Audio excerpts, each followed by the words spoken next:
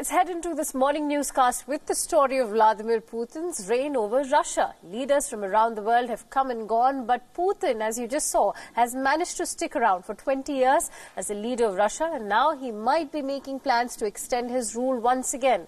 In an unprecedented political shake-up in Russia this week, the top leadership, including the Prime Minister and his cabinet, resigned. Everyone but President Vladimir Putin. The shock announcement came after Putin delivered his annual State of the Nation address. This is a yearly affair, a speech to the lawmakers and the people of Russia.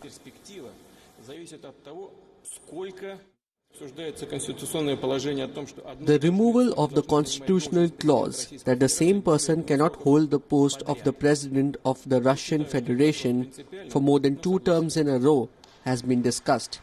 I don't think this question is principled, but I agree with discussing it.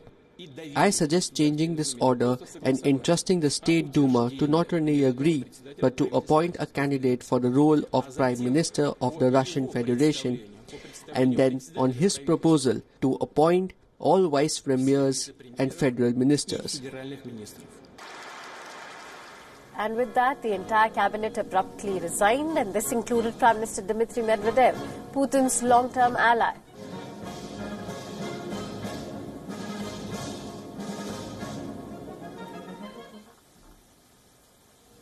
What's important to note is that the new Prime Minister is Mikhail Mishustin, the little-known chief of the Russian Federal Tax Service. So what is happening in Russia? Here's what we know. Putin wants to make some fundamental changes to the constitution. He wants to expand the powers of the Prime Minister and limit the power of the President. He wants to give more powers to the Parliament. This includes appointment of the Prime Minister, the Cabinet, the chiefs of intelligence services, as well as judges. To make these changes, he wants to hold a referendum. In Russia, the president can stay in office for only 2 consecutive terms. Putin is in his 4th term. The last time the problem arose, he became prime minister. It looks like the Russian president is looking for a more permanent solution this time around. The goal, I think, is beyond doubt. The goal is for the system to remain stable and for Putin to retain his grip on power and to remain what he has been throughout these 20 years, the most important politician in the country, the ultimate decision maker, an uncontested, unchallenged leader of no alternative. How did Russia react to this shock announcement? What do the people think about Putin's bold moves? Do they support these changes? Here are some reactions from Moscow. I haven't seen Putin's address. I've seen the information that the government has resigned. I think it's a good step. Some changes are needed. I think the theme of Medvedev's resignation is long overdue.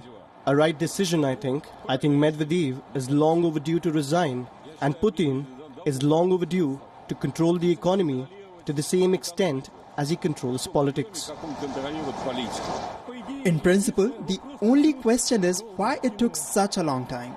To be honest, such government should be expelled many years ago. Now,